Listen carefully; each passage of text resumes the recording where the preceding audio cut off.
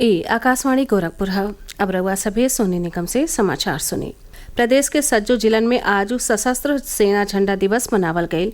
शिक्षण संस्थानन में लेके अंशदान दे के झंडा खरीद ले।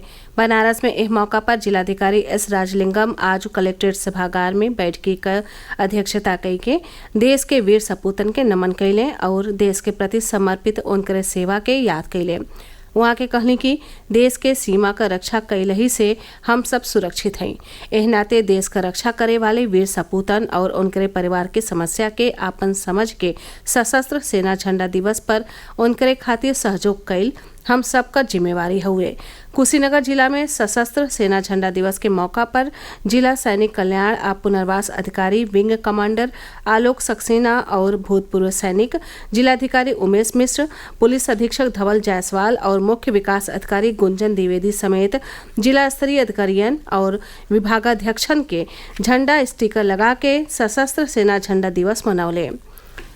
राष्ट्र के सशस्त्र सेना और नागरिकन के बीच आपसी स्नेह और सम्मान का भावना जगावत शहीद सैनिकन, उनके परिवार आ सेवारत सैनिकन के कल्याण बदे सहयोग पावे खातिर सशस्त्र सेना झंडा दिवस का आयोजन कइल जाला।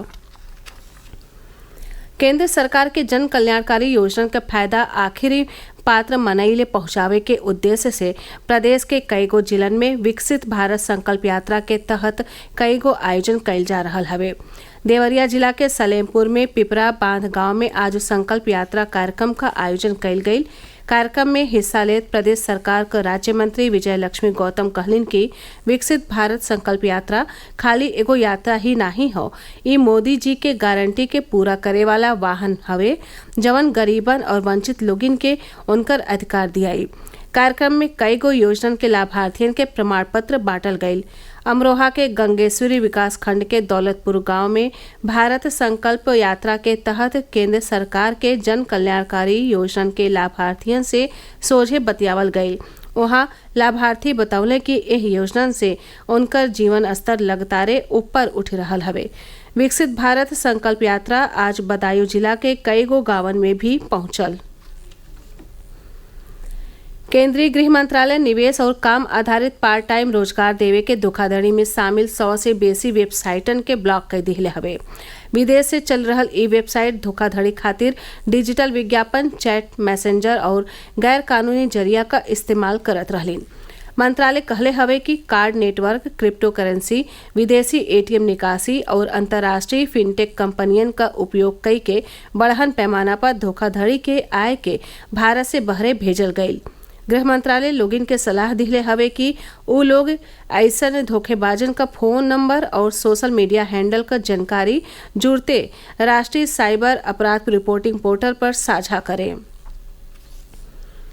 केंद्र सरकार कहलस कि वन नेशन वन राशन कार्ड सज्जो 36 राज्यन और केंद्र शासित प्रदेशन में लागू हो गई हो। उपभोक्ता मामले, खाद्य और सार्वजनिक वितरण मंत्री पीयूष गोयल लोकसभा में कहले कि अबले एह योजना में करीब 124 करोड़ लेन देन भइल हवे। वहाँ के कहनी कि इस समय 100% राशन कार्ड डिजिटल हो गईल हवे। 99% से बेसी राशन कार्ड के आधार से जोड़ दिहल गईल हो। हज 2024 बदे ऑनलाइन आवेदन शुरू हो गईल हवे।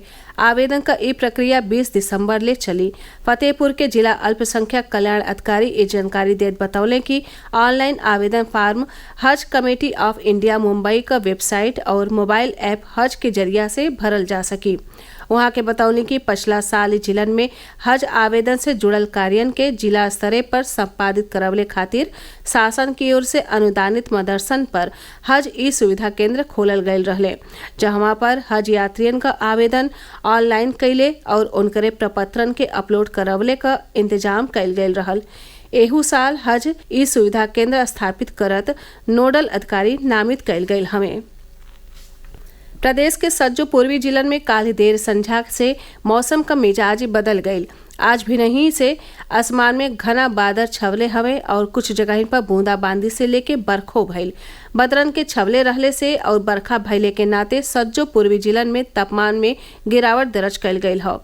बनारस, बलिया, चंदौली, प्रतापगढ़, मऊ, सुल्तानपुर, आजमगढ़ में आज भिनहिए से लेके दोपहरिया ले रुक रुक के बरखा का सिलसिला जारी रहले का खबर है।